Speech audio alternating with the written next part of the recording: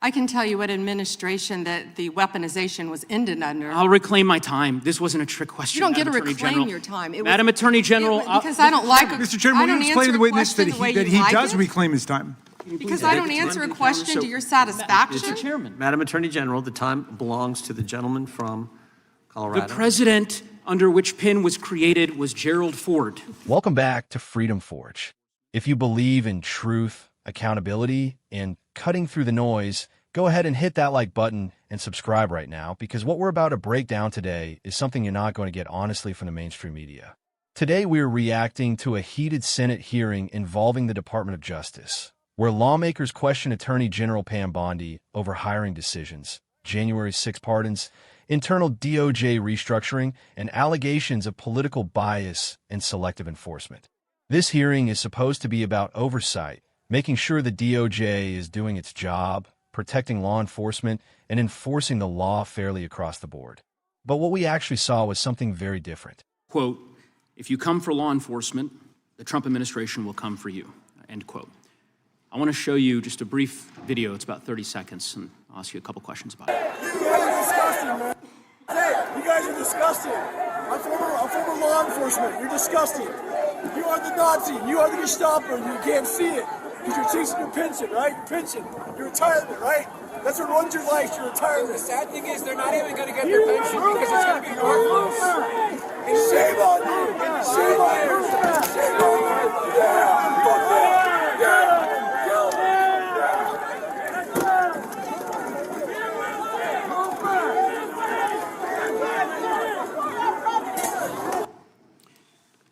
Attorney General Bondi, that man works for you now, right?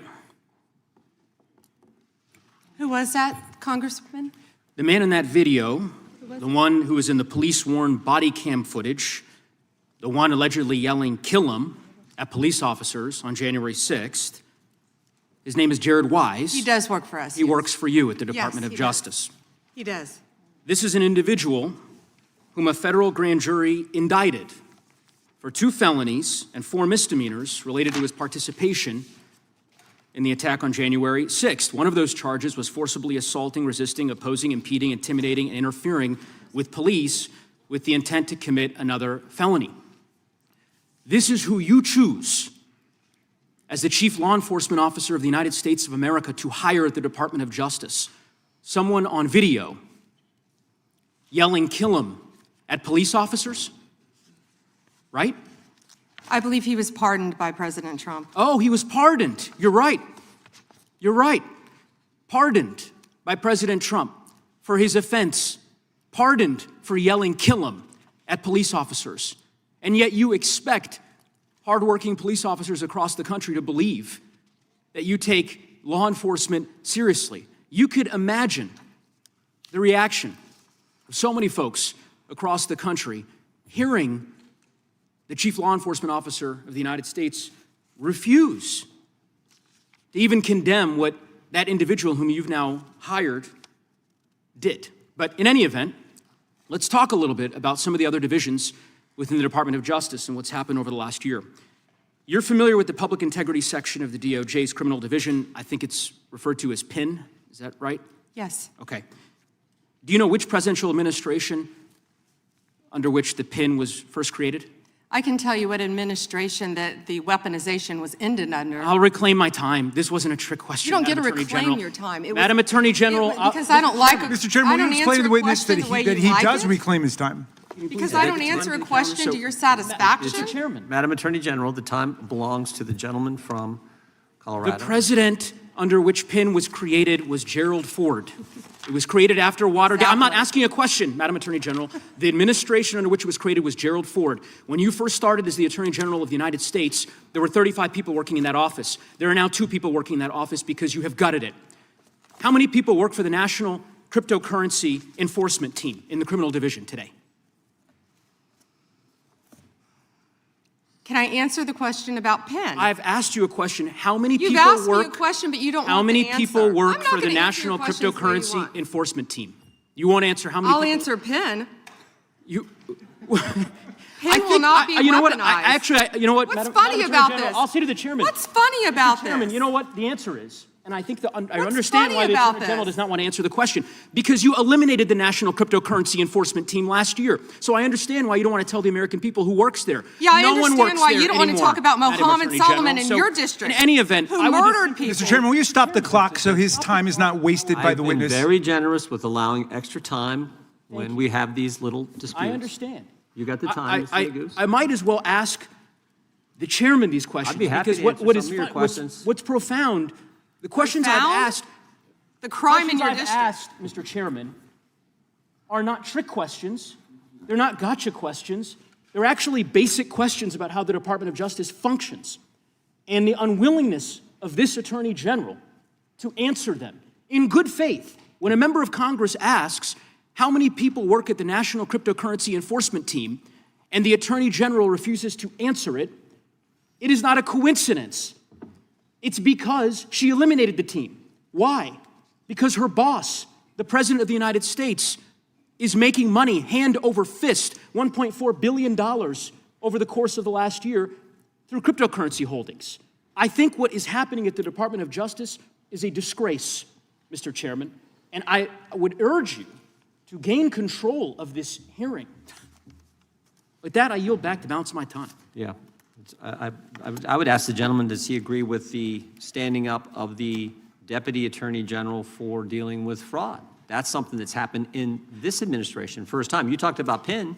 That happened with this Justice Department. We're talking about this committee. Mr. Chairman, had you answered the question, had the Attorney General answered the question in that way, perhaps this hearing would have some modicum of resembling something that has typically been fairly conventional, an oversight hearing of the Department of Justice. The gentleman's That is time not has this. expired. The gentlelady from Wyoming. The exchange starts with a video being played of a man aggressively confronting law enforcement, shouting at officers, and making disturbing remarks. That individual, we're told, is now working within the Department of Justice and was previously charged in connection with January 6th before being pardoned. Now let's be clear. This is where the political theater kicks in. Instead of focusing on facts, process, or policy, the line of questioning immediately turns into an attempt to paint the entire administration as anti-law enforcement. The congressman presses Bondi, essentially arguing that hiring someone who is pardoned undermines the credibility of the DOJ and sends the wrong message to police officers across the country. But here's the part they don't want to talk about. A presidential pardon is not some loophole or backdoor deal. It is a constitutional power. If someone is pardoned, that means under the law, they are no longer to be treated as guilty of that offense. You don't get to pick and choose when you respect the Constitution and when you don't. And this is where I think a lot of Americans are starting to wake up. There's a double standard in how justice is discussed. On one hand, we hear endless talk about second chances, criminal justice reform, and rehabilitation. But on the other hand, when it's politically convenient, those same voices turn around and say someone should be permanently disqualified, even after being pardoned. That's not consistency. That's politics. Then the hearing shifts gears, and this is where things really get interesting. The focus moves to internal DOJ operations, specifically the Public Integrity Section and the National Cryptocurrency Enforcement Team. The congressman claims that key divisions have been gutted or eliminated, accusing the Attorney General of avoiding basic questions and refusing to provide transparency about staffing levels and enforcement priorities. Now, this is where oversight actually matters. Congress absolutely has the right to ask how many people are working in certain divisions, what resources are being allocated, and whether enforcement priorities are changing. That's legitimate. But again, instead of getting clear answers, the hearing turns into interruptions, talking over each other, and political grandstanding. Questions are asked, but not in a way that invites answers. Responses are attempted, but not allowed to be completed. And what does that lead to? Confusion, frustration, and a public that's left wondering what the truth really is. One of the more serious accusations made during this exchange is that the DOJ eliminated the National Cryptocurrency Enforcement Team, allegedly to benefit political interests tied to financial gains in cryptocurrency. That's a huge claim. But notice what's missing. Evidence, not speculation, not assumptions, actual evidence. And this is a pattern we keep seeing in these hearings. Big accusations, dramatic statements, and very little substantiated proof presented in the moment. As a right-leaning American, here's where I stand on this. If the Department of Justice is being politicized, that's a problem. If divisions are being dismantled for the wrong reasons, that needs to be investigated. If anyone, regardless of party, is abusing power, they should be held accountable. But accountability has to be rooted in facts, not political narratives. What we saw here was not a clean, professional oversight hearing. It was a clash, a back and forth that looked more like a campaign debate than a serious effort to get answers for the American people. And that's the bigger issue, because when hearings turn into spectacles, the truth gets buried. The American people deserve transparency.